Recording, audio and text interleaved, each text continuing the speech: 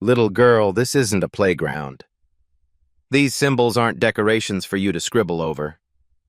Dr. Richard Pemberton's voice echoed through the empty Hartwell University classroom as he discovered 12-year-old Zara Williams standing at the blackboard, her small hand clutching a piece of chalk. It was 11:47 p.m. on a Tuesday. While her father, Jerome, mopped floors in the hallway, Zara had wandered into the mathematics department's most prestigious lecture hall. The blackboard displayed what professors called the Hartwell conjecture, a problem that had stumped brilliant minds for over a decade. But Zara wasn't just looking at it. She was solving it. Dr. Pemberton didn't bother to examine her work. Instead, he grabbed the eraser and swept it across the board with theatrical disgust, as if cleaning dirt from expensive furniture. Each stroke erased hours of careful calculation.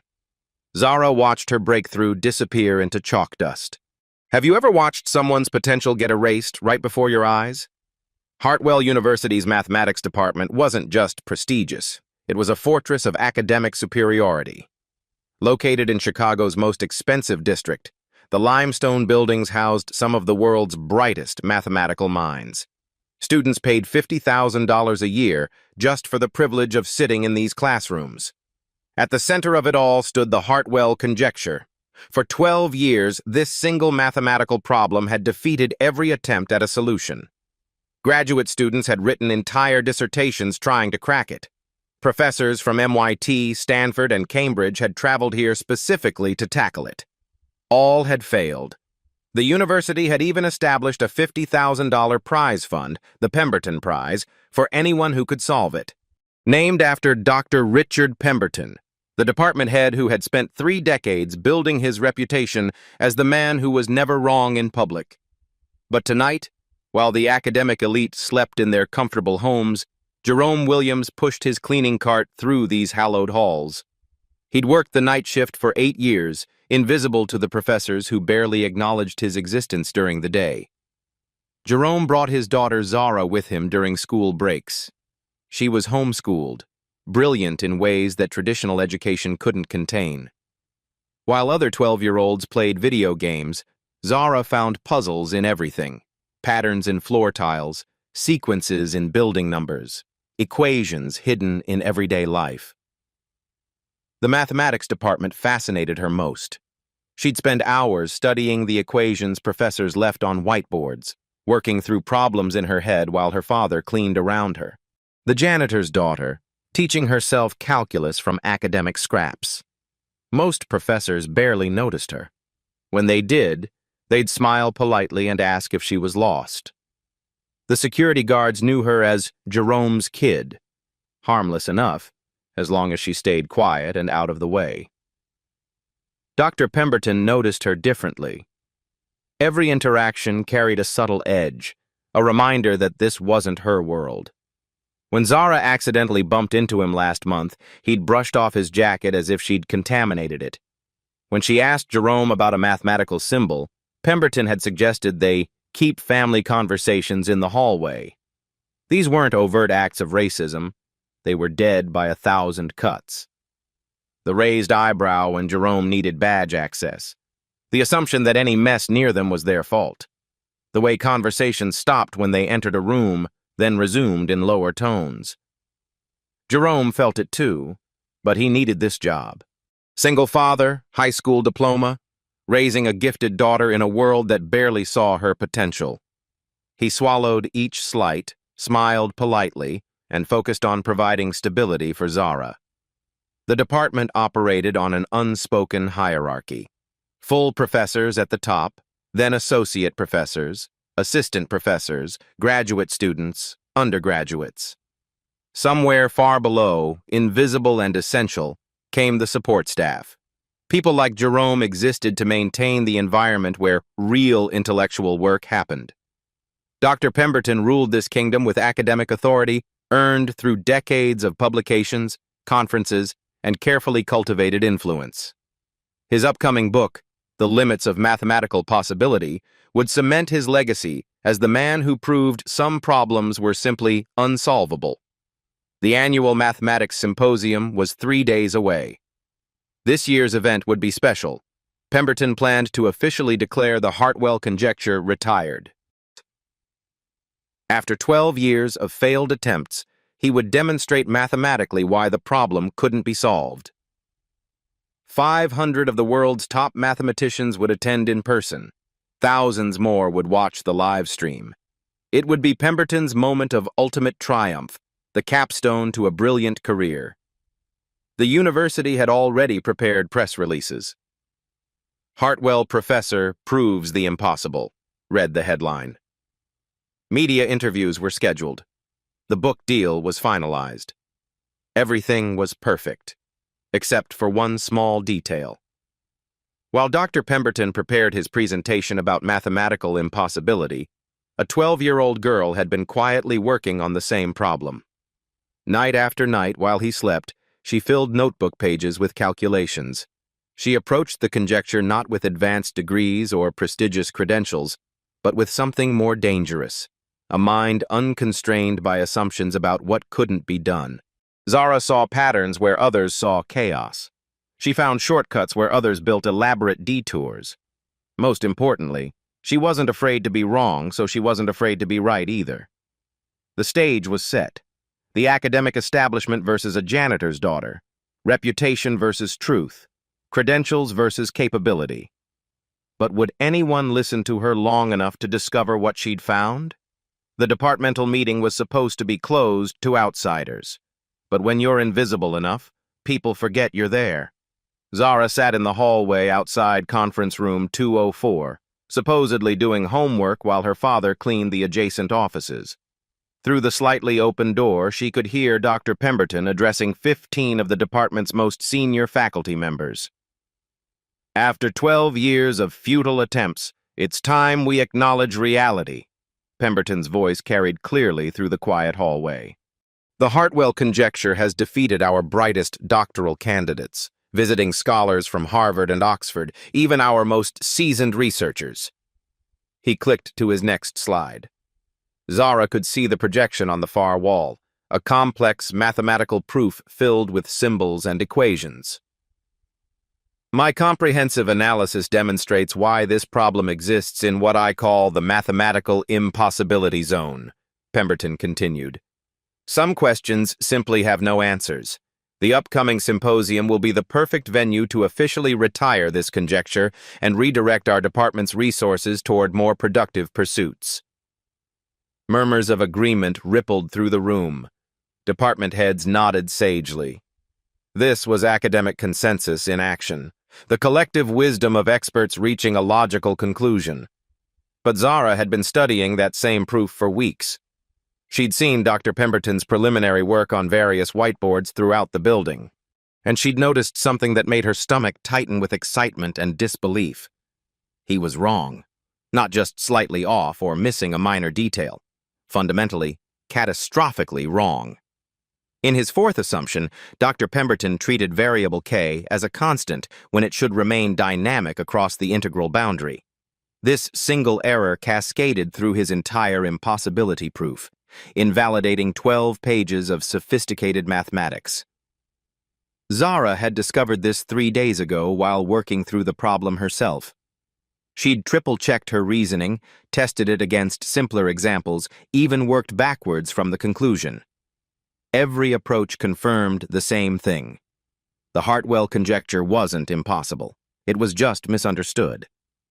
The meeting continued inside. Dr. Pemberton outlined his plan for the symposium presentation, the media strategy, and the book tour that would follow. His colleagues offered congratulations on solving the unsolvable problem by proving it couldn't be solved. Zara felt a strange mixture of excitement and terror. She possessed knowledge that could change everything.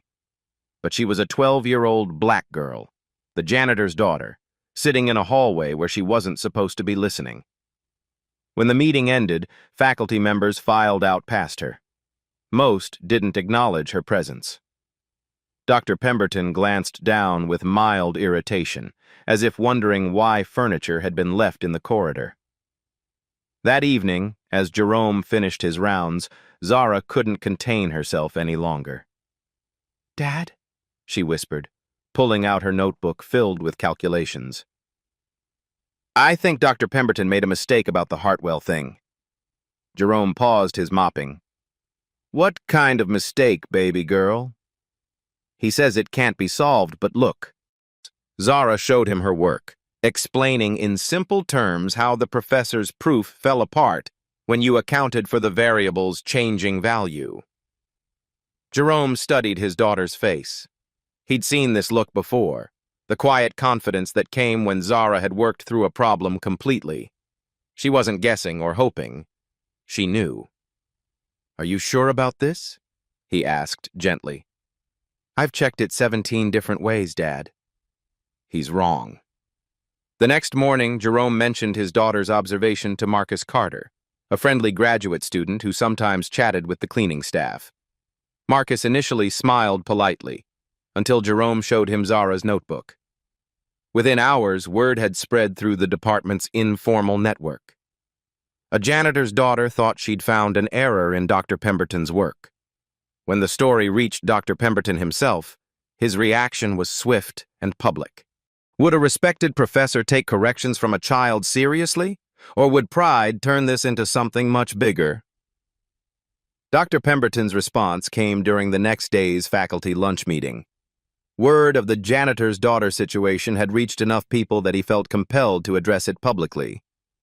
I understand there's been some amateur commentary on my recent work, he announced to the gathered professors, his tone carrying just enough amusement to signal how seriously he took the matter. Perhaps this presents a teachable moment about the difference between professional mathematics and playground arithmetic. He gestured toward the conference room's whiteboard. I'll demonstrate my impossibility proof one more time, step by step, so there can be no confusion about the rigor involved. 15 faculty members watched as Dr. Pemberton began writing his equations. Each step was methodical, precise, designed to showcase the sophisticated reasoning that had eluded lesser minds for over a decade.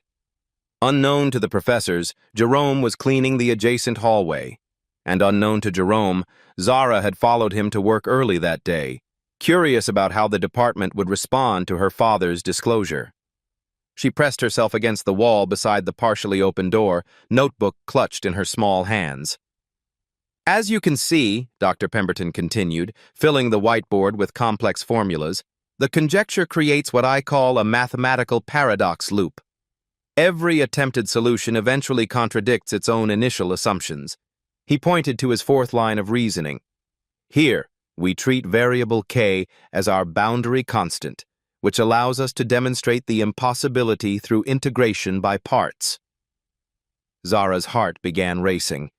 There it was, the exact error she'd identified. Dr. Pemberton was treating k as fixed when it actually needed to change values as it crossed the integral boundary. It was like trying to measure a growing plant with a ruler that shrunk at the same rate. The professors nodded appreciatively. Dr. Sarah Carter from Stanford, visiting for the semester, asked a clarifying question about the seventh step. Dr. Mills from MIT complimented the elegance of the approach. This is why, Dr. Pemberton concluded with satisfaction, we can definitively state that the Hartwell conjecture belongs in the category of mathematical impossibilities. No solution exists because no solution can exist. Applause filled the room. Several professors began discussing the implications for their own research areas. During the break, as faculty members chatted over coffee and pastries, Zara made a decision that would change everything. She slipped into the conference room. The whiteboard still displayed Dr. Pemberton's proof in all its intimidating complexity. Zara approached it slowly, her reflection dwarfed by the towering equations. She picked up a red marker from the tray. Starting at Dr. Pemberton's fourth assumption, she began to write, not erasing his work, but adding annotations in the margins. Small corrections that revealed the fundamental flaw running through his entire argument. First, she circled the problematic k variable. Then, in neat handwriting, she showed how its value needed to shift when crossing the boundary condition. Next, she demonstrated what happened to the rest of the proof when you corrected this single error. The impossibility disappeared. The mathematical paradox resolved itself.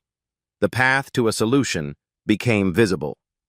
When Dr. Pemberton returned from the break, expecting to field a few more admiring questions, he found a 12-year-old girl standing at his whiteboard.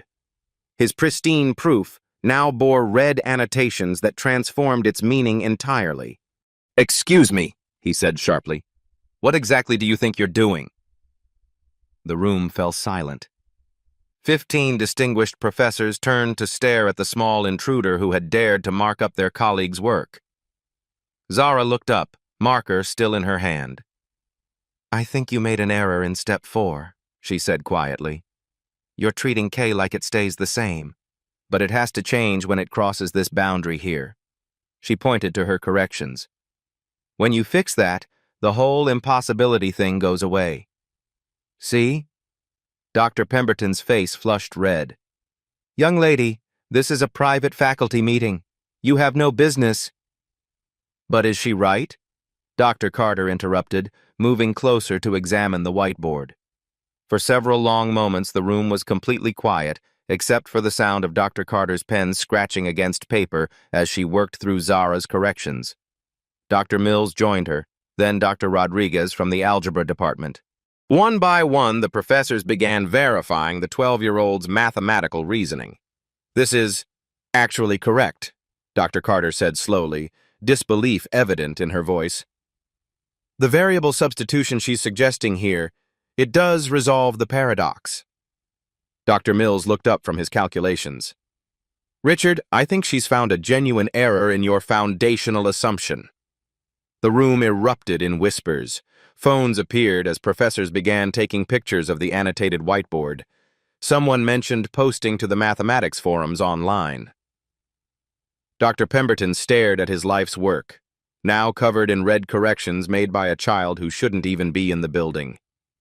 His carefully constructed proof, the foundation for his upcoming book, his symposium presentation, his entire professional legacy, had been dismantled by a janitor's daughter using high school algebra. "This is," he stammered, then caught himself. Years of academic training kicked in. Never show weakness in public. Never admit fundamental error, especially not to a child.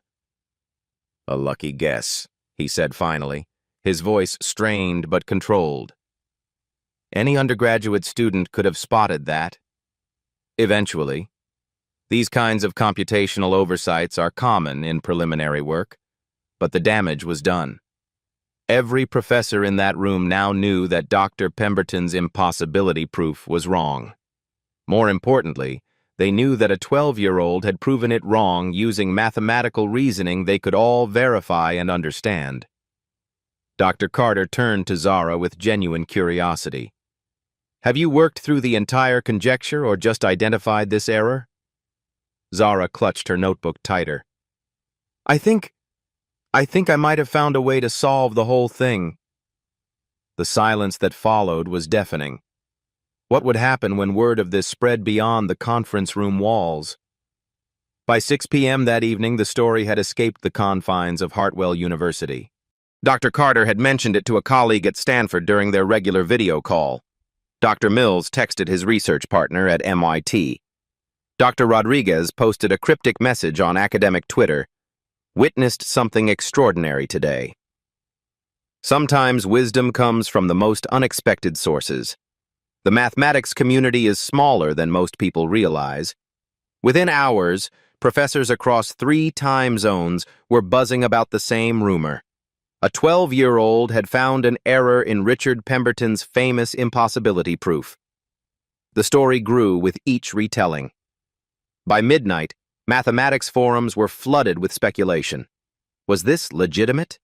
Could a child really have spotted something that PhD mathematicians had missed? What did this mean for the upcoming symposium? Mathematics Today, the field's most widely read publication, reached out to Hartwell's Media Relations Department for comment. The Chicago Tribune's science reporter started making phone calls. Academic blogs began crafting headlines. Child prodigy challenges famous professor. 12-year-old versus mathematical establishment. Janitor's daughter shakes academic world. The story had everything viral content needed: an underdog, an authority figure, intellectual drama, and the possibility of watching someone powerful get proven wrong in public. Dr. Pemberton felt the walls closing in. His phone buzzed constantly with calls from colleagues, reporters, and curious academics. His carefully planned symposium presentation, designed to showcase his intellectual authority, was becoming a potential public humiliation. But Richard Pemberton hadn't survived 30 years in academia by backing down from challenges. If this child wanted to play in the professional arena, he would treat her like any other opponent. At 9 a.m. the next morning, he called an emergency press conference. "Recent rumors about my research have created unnecessary confusion," he announced to the assembled reporters and faculty members. "In the interest of academic transparency, I'm extending a formal invitation." He paused for dramatic effect.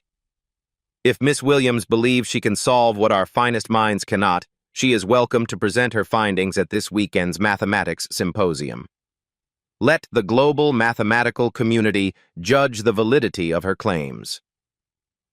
The challenge was masterfully crafted. Publicly, it appeared generous and fair-minded. Privately, it was designed to destroy a 12-year-old's confidence in front of the world's most prestigious mathematicians. The original symposium had expected 500 attendees. Within 24 hours of Pemberton's announcement, registration swelled to over 1,000. Universities began arranging satellite viewing parties. Mathematics departments worldwide cleared their schedules. The live stream, originally projected to draw 5,000 viewers, was now trending toward 50,000. Someone had created a hashtag Zara vs. Pemberton. Betting pools emerged on academic forums, though most money favored the established professor. Additional pressure came from unexpected sources. Dr. Harrison Mills flew in from MIT specifically to observe. Dr. Sarah Carter extended her Stanford visit to witness the confrontation. Distinguished professors from Cambridge, Oxford, and the Sorbonne confirmed their attendance. The media attention intensified everything. Camera crews appeared on campus. Reporters tried to interview Jerome during his shift. Social media influencers who normally covered celebrity gossip began posting about the math battle everyone's talking about. But the escalation created new rules that heavily favored Dr. Pemberton's experience. Zara wouldn't just need to identify errors anymore. She would need to present a formal mathematical proof, complete with rigorous documentation and peer-reviewable methodology. She would face a 45-minute time limit, followed by an unrestricted question-and-answer session with hostile experts. Most challenging of all, she would need to do this while 1,000 of the world's most accomplished mathematicians watched her every move, many of them skeptical that a child could contribute anything meaningful to their field. The stakes had transformed completely. This was no longer about a simple calculation error. Zara's performance would either validate her mathematical intuition or publicly humiliate her in front of the global academic community. Dr. Pemberton's reputation, meanwhile, faced a different kind of pressure. If he lost to a 12-year-old, his career would become a cautionary tale about academic arrogance. But if he won, as everyone expected, he would be seen as the distinguished professor who graciously educated a misguided child. Jerome watched the mounting circus with growing concern. His quiet, brilliant daughter had become the center of an international controversy that could change their lives forever. "You don't have to do this, baby girl," he told Zara as they sat in their small apartment, surrounded by news articles about the upcoming confrontation. "Nobody would blame you for walking away." Zara looked up from her notebook, where she'd been refining her approach to the Hartwell conjecture. "Dad, what if I'm right? What if I can really solve it?" "Then you solve it," Jerome said gently. "But you solve it for the right reasons. Not to prove anything to people who already made up their minds about you." Outside their window, Chicago hummed with its usual energy. Inside their home, a 12-year-old girl prepared to face the biggest intellectual challenge of her life. But did she have any idea what she was truly up against? 72 hours until the symposium. Zara's world transformed overnight. The quiet girl who used to solve problems in empty hallways was now the center of a mathematical storm that reached every corner of the academic universe. Her preparation began in the most unlikely place, the university's janitor supply closet. Jerome had cleared out a small space where Zara could work undisturbed, away from the cameras and curious professors who now seemed to lurk around every corner. Surrounded by mops and cleaning supplies, she spread her notebooks across a makeshift desk. The Hartwell conjecture stared back at her in all its intimidating complexity. But Zara had something most mathematicians lacked. She wasn't afraid of it. Day 1. The Foundation. While Dr. Pemberton refined his counter-arguments in his prestigious corner office, Zara worked by the light of a single desk lamp. She knew her approach was unconventional. Instead of building elaborate mathematical scaffolding like trained academics, she used pattern recognition and intuitive leaps. "Think of it like music, Dad," she explained to Jerome during his dinner break. "Most people try to play every note perfectly, but sometimes you can hear the melody by skipping the complicated parts."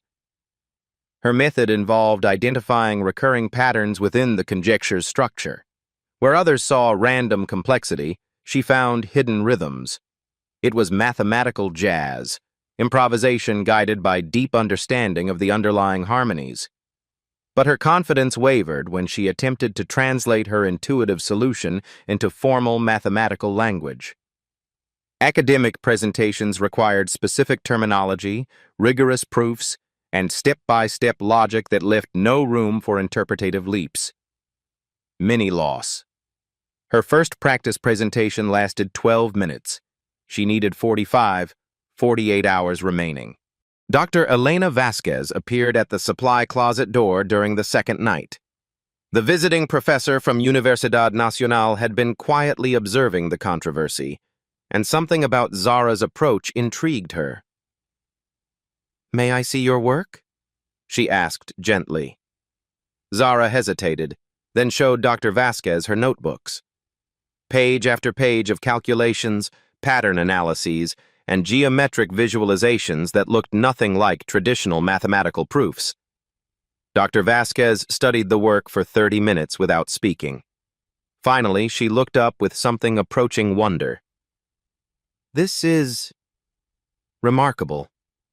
You're solving the conjecture by treating it as a dynamic system instead of a static equation. I've never seen this approach before." Mini win. For the first time, a credentialed mathematician validated Zara's methodology. Dr. Vasquez offered discreet guidance. Not coaching, that would violate academic ethics, but clarification about formal presentation requirements and mathematical notation conventions. 36 hours remaining. The online harassment began on mathematics forums and social media. Anonymous accounts posted brutal commentary. Child exploitation disguised as academic discourse. This is what happens when we lower standards for publicity. Pemberton should be ashamed for entertaining this circus. Someone's using that kid to make fools of real mathematicians. Jerome tried to shield Zara from the worst comments, but she saw enough to understand the stakes.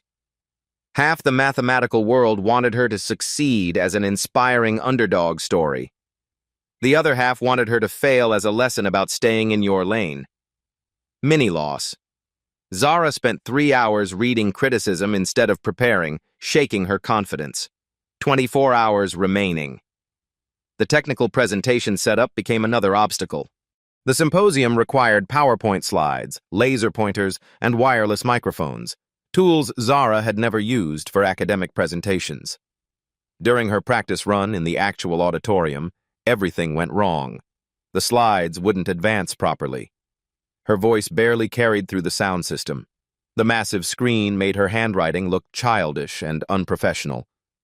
"I can't do this," she whispered to Jerome after the disastrous rehearsal. "I understand the math, but I don't understand their world." Mini win. Dr. Vasquez suggested a different approach. Forget technology. Use the blackboard. Show them your thinking in real time, the way mathematicians have done for centuries. 18 hours remaining. Word leaked that Dr. Pemberton's allies were spreading doubt about ghostwriting and coaching. Professors whispered about the impossibility of a 12-year-old developing such sophisticated mathematical reasoning without adult assistance. The accusations stung because they contained a grain of perceived truth. Zara had learned from textbooks, online resources, and overheard lectures. In traditional academic terms, she was entirely self-taught, which made her insights seem suspicious to people who equated credentials with capability. Mini-loss. 3 professors publicly questioned the authenticity of her work. 12 hours remaining. Unable to sleep, Zara practiced her presentation for an audience of night shift janitors in the university cafeteria. Carlos, Maria, and Dennis didn't understand advanced mathematics, but they understood Zara. "Explain it like you're teaching my 10-year-old granddaughter," Maria suggested. This became Zara's breakthrough moment. Instead of trying to sound like a professor, she decided to sound like herself. Her presentation transformed from academic jargon into clear, passionate explanation. Mini-win. She could make complex concepts accessible without dumbing them down. 6 hours remaining. Jerome found Zara in the supply closet at 3 a.m., surrounded by crumpled papers and empty coffee cups. She'd been working for 18 straight hours, refining her approach one final time. "Baby girl, you need some sleep." "I can't, Dad." "What if I forget something important? What if I make a mistake in front of all those people? What if they're right and I'm just a kid who got lucky once?" Jerome sat beside his daughter among the cleaning supplies. "You know what I learned in 12 years of watching professors? The smartest ones aren't afraid to say, 'I don't know.' The dangerous ones are afraid to say, 'I was wrong.'" He pointed to her notebooks filled with corrections, revisions, and alternative approaches. "Look at all this work. You're not afraid to be wrong, so you're not afraid to be right either. That's your superpower. 3 hours remaining." As dawn broke over Chicago, Zara made her final preparations. She organized her key insights onto index cards, not as a script, but as guideposts for spontaneous explanation. She practiced her opening statement one last time. The social pressure cooker had reached its peak. Mathematics forums buzzed with predictions. Betting pools favored Dr. Pemberton 7-1. News crews set up outside the university. Academic Twitter exploded with commentary from professors worldwide. But in the quiet of the supply closet, surrounded by the tools of her father's honest work, Zara felt something unexpected. Peace. She understood mathematics. She could explain her reasoning. Whatever happened next would happen because she'd earned the right to try. It's time. Jerome walked his daughter toward the auditorium where 1,000 mathematicians waited to judge her work. Neither of them spoke. There was nothing left to say. In 2 hours, the world would know whether a janitor's daughter could solve what professors couldn't. But first, she had to survive the biggest intellectual performance of her life. Was she ready for what waited behind those auditorium doors? 1 hour before the symposium began, Dr. Elena Vasquez made a discovery that changed everything. She'd been reviewing her email archive, searching for references to the Hartwell conjecture for a paper she was writing about mathematical problem-solving approaches. What she found made her blood run cold. Buried in her university account was a forwarded message from 14 months ago. The original sender, Dr. Richard Pemberton. The recipient, Dr. James Morrison at Princeton. The subject line, confidential. Potential issue with HC proof. Dr. Vasquez read the email chain with growing disbelief. Morrison, need your discreet opinion on attached analysis. Found potential error in my impossibility framework. Variable K behavior is more complex than initially calculated. Could invalidate the entire approach. Implications for book deal and symposium timeline significant. Thoughts? Morrison's response was equally damning. Richard, you're right to be concerned. The error cascades through your foundational assumptions, suggests the conjecture might actually be solvable using an alternative approach. Recommend revisiting before publication. Pemberton's final message in the chain: agree. We'll bury this analysis pending further review. Too much at stake to rush corrections. Book deadlines and symposium commitments make timing problematic. Dr. Vasquez stared at her screen in horror. Dr. Pemberton hadn't just made an error. He'd discovered his own error over a year ago and deliberately concealed it. The man who was about to publicly humiliate a 12-year-old child had known all along that his impossibility proof was fundamentally flawed. The Hartwell conjecture wasn't unsolvable. Pemberton simply hadn't figured out how to solve it, and his pride wouldn't let him admit the mistake that undermined his entire academic reputation. This wasn't about mathematical disagreement anymore. It was about deliberate academic dishonesty. Dr. Vasquez grabbed her laptop and headed for the auditorium. Zara needed to know what she was really up against. But when she arrived at the building, security had already locked down the presentation area. No unauthorized access, no last-minute disruptions. Dr. Pemberton's influence had ensured complete control over the symposium environment. Through the lobby windows, she could see Zara in the preparation room, making final notes on her index cards. The girl had no idea she was about to face not just intellectual challenge, but deliberate sabotage from a professor willing to destroy a child's confidence to protect his own legacy. The stakes had shifted completely. If Zara succeeded, she wouldn't just solve a mathematical problem. She would expose one of the academic world's most respected figures as a fraud. But if she failed, Dr. Pemberton would cement his reputation while crushing the dreams of a brilliant young mind who had dared to challenge his authority.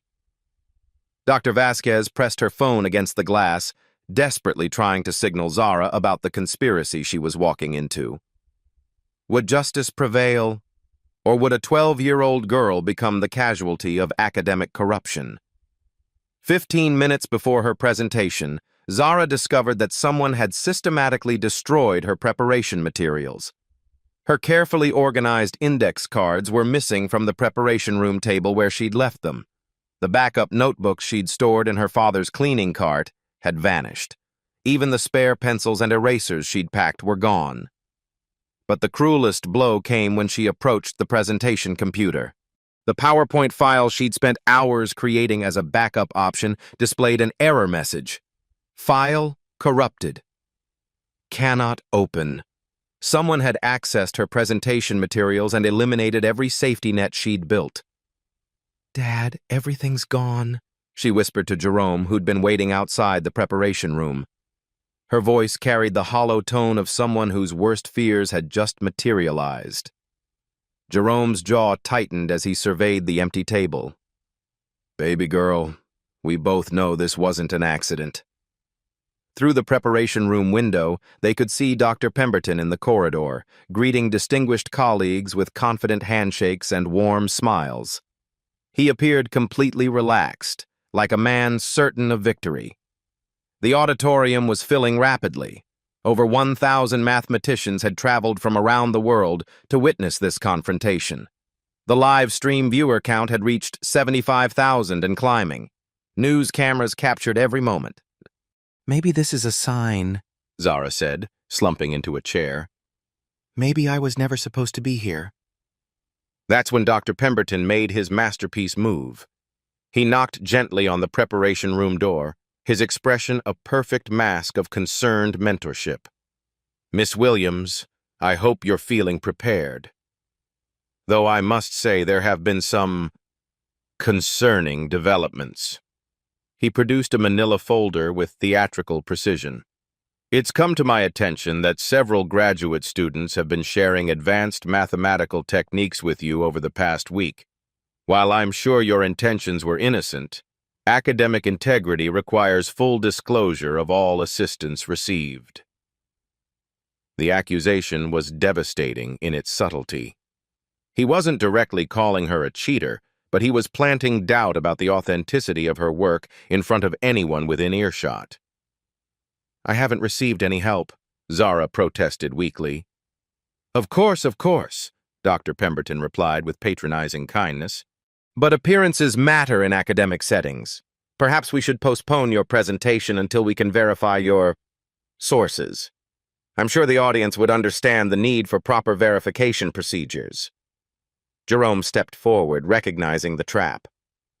She earned her place here fair and square. Indeed, Dr. Pemberton smiled coldly.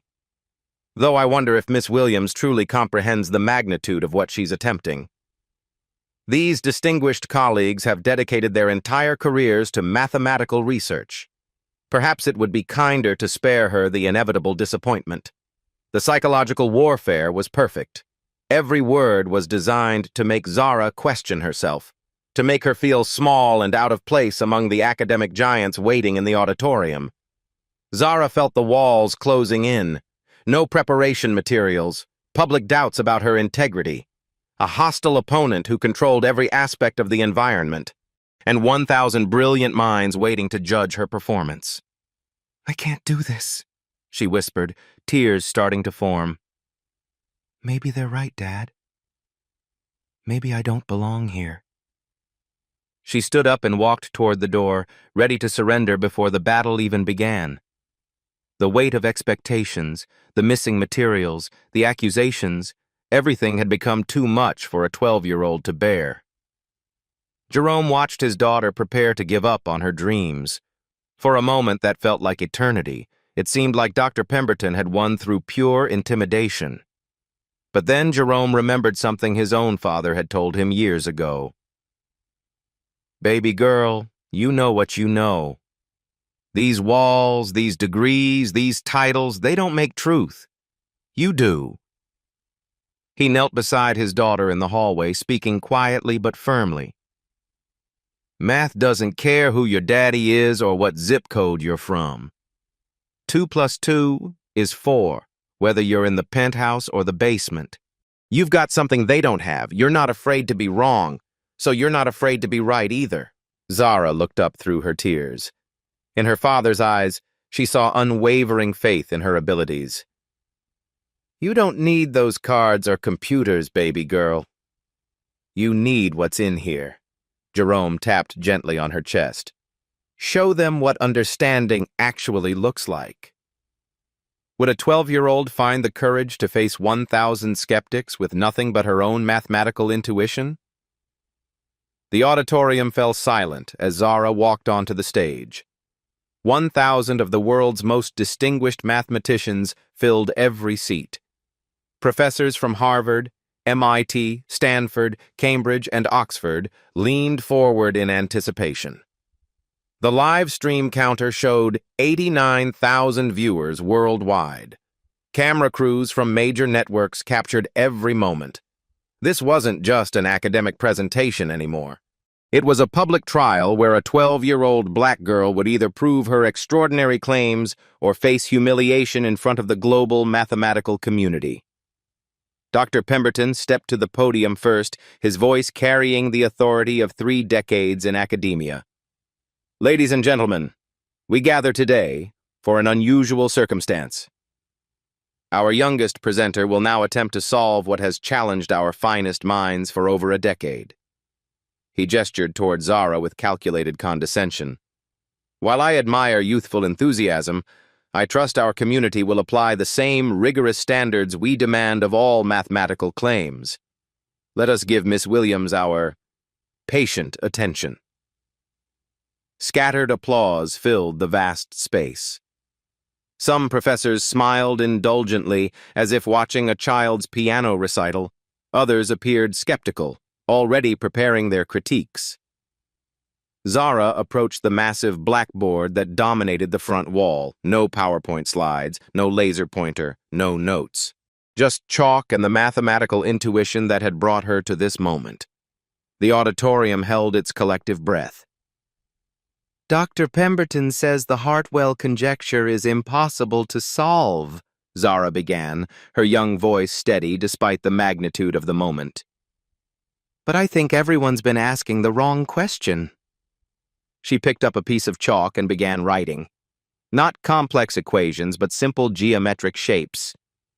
Everyone assumes this problem is asking us to find X, she continued, drawing circles and triangles on the board. But what if it's actually asking us to find Y? Murmurs rippled through the audience. Several professors exchanged glances. This wasn't how mathematical presentations typically began. Dr. Pemberton's confident expression flickered slightly. He hadn't expected Zara to start with foundational questioning rather than computational attempts. The reason traditional approaches fail, Zara explained, drawing connecting lines between her shapes, is because they treat the conjecture like a puzzle with missing pieces. But it's not missing pieces, it's the wrong puzzle entirely. She turned to face the audience directly. Dr. Pemberton, you said this was unsolvable, but you were solving a different problem. It's like trying to find the area of a circle by treating it as a square. Same numbers, wrong shape. The first key line hit its target perfectly. Dr. Pemberton's face flushed red as professors throughout the auditorium began taking notes.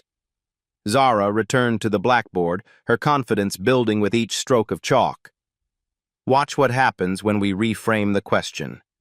What followed was 20 minutes of mathematical brilliance that defied every assumption about how complex problems should be approached. Phase 1. The Foundation Reset. Zara demonstrated that the Hartwell conjecture contained a hidden symmetry that previous researchers had missed.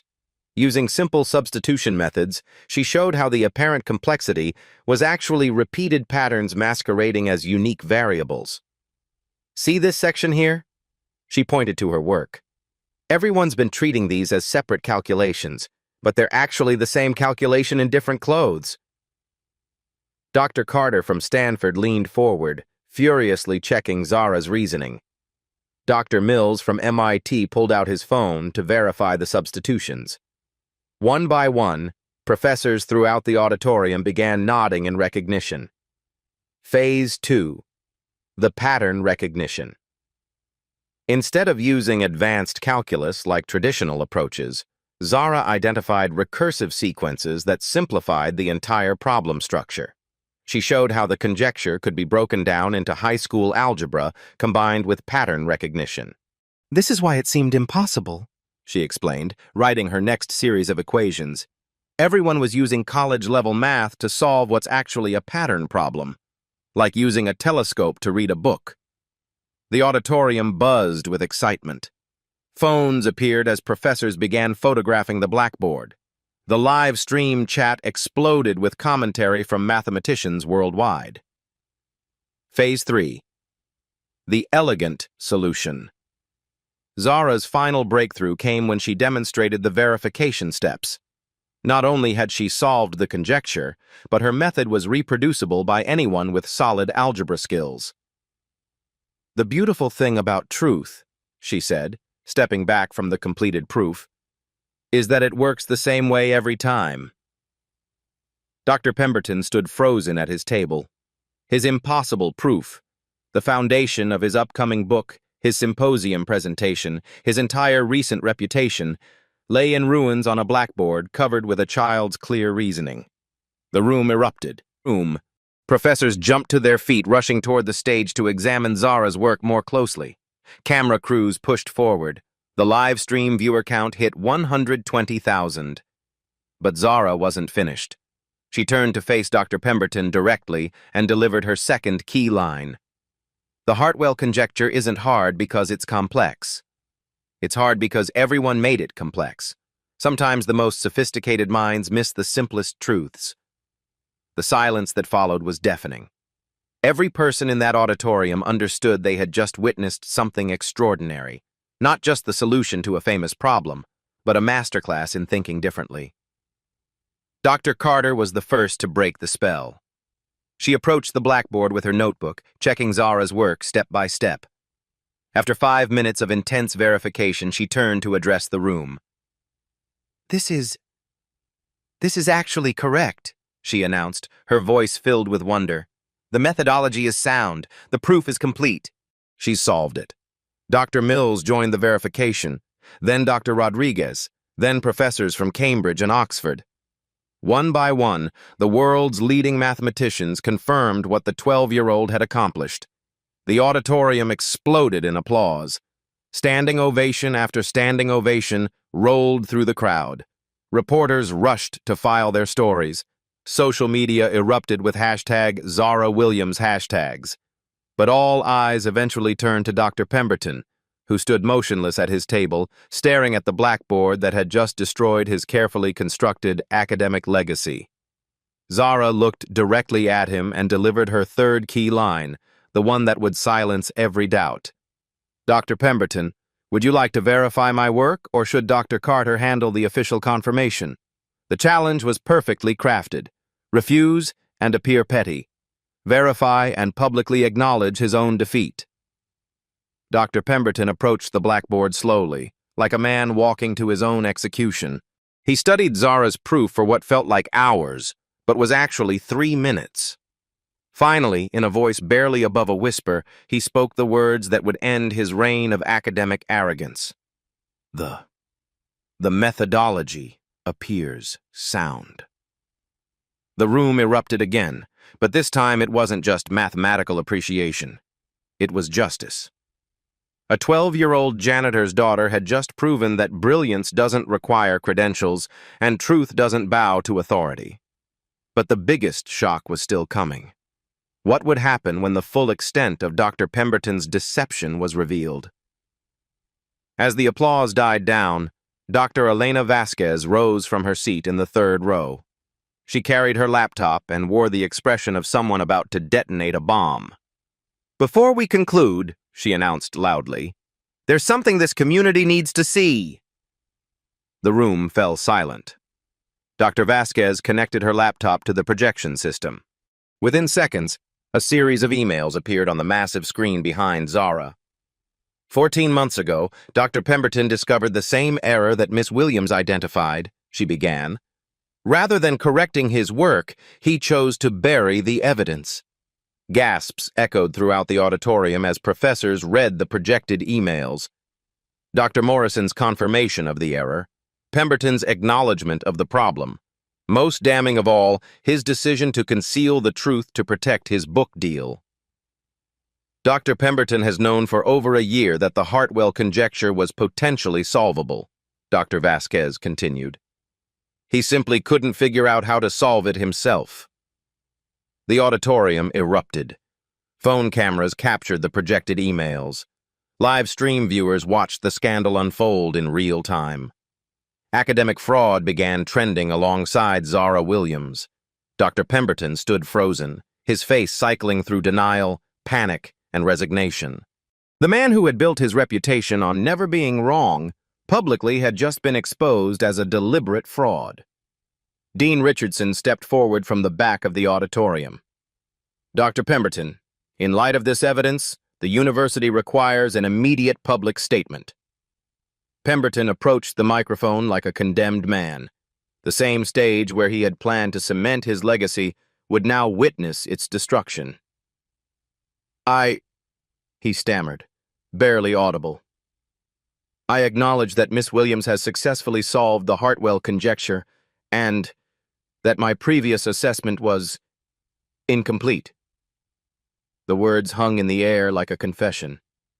Dr. Vasquez wasn't finished.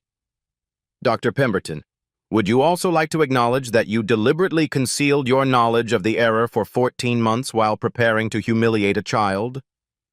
The silence that followed was absolute.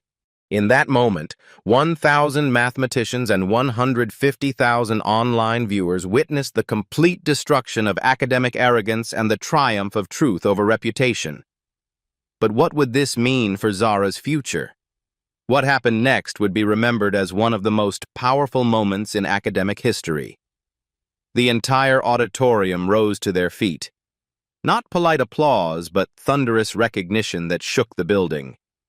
Professors who had dedicated their lives to mathematics stood and cheered for a 12-year-old who had just redefined what was possible. Dr. Carter approached Zara first, extending her hand with genuine respect. "Miss Williams, would you consider joining our graduate program at Stanford when you're ready?" Dr. Mills from MIT followed. "Harvard would be honored to have you as well." One by one, the world's most prestigious universities began extending offers to a janitor's daughter who had solved the unsolvable. The live stream peaked at 200,000 viewers. Number sign Zara Williams exploded across every social platform. Mathematics departments worldwide began resharing the video of her presentation. But the most meaningful moment came when the same security guard who had questioned Jerome's credentials months earlier approached with a tablet. "Miss Williams, would you sign this for my daughter? She wants to be a mathematician now, too." 6 months later, Jerome Williams was promoted to day shift facilities coordinator at triple his previous salary. Zara received a full scholarship to any university mathematics program in the country, with the option to start whenever she felt ready. Dr. Pemberton's book deal was canceled during the live stream. His resignation letter was submitted the following Monday. The academic investigation that followed revealed a pattern of suppressed research and intimidated students spanning years. But perhaps the most important change was harder to measure. Thousands of young people watching that day saw something extraordinary. A girl who looked like them, from a background like theirs, proving that brilliance doesn't announce itself with credentials or pedigree. Today, Zara helps struggling students understand complex mathematics using the same simple explanations that conquered the Hartwell conjecture. She reminds them that math doesn't care about your address, your parents' jobs, or what people expect from you. The Hartwell conjecture taught us something beyond mathematics. It taught us that brilliance doesn't announce itself with degrees or credentials. It whispers in quiet moments, in unexpected places, through unexpected people. Sometimes the most profound truths come from those we least expect to teach us. Have you ever dismissed someone's potential before seeing their capability? Share this story if you believe every mind deserves a chance to shine. Because somewhere out there, another brilliant mind is waiting for their moment to change the world. At Black Voices Uncut, we don't polish away the pain or water down the message. We tell it like it is because the truth deserves nothing less. If today's story spoke to you, click like, join the conversation in the comments, and subscribe so you'll be here for the next Uncut Voice.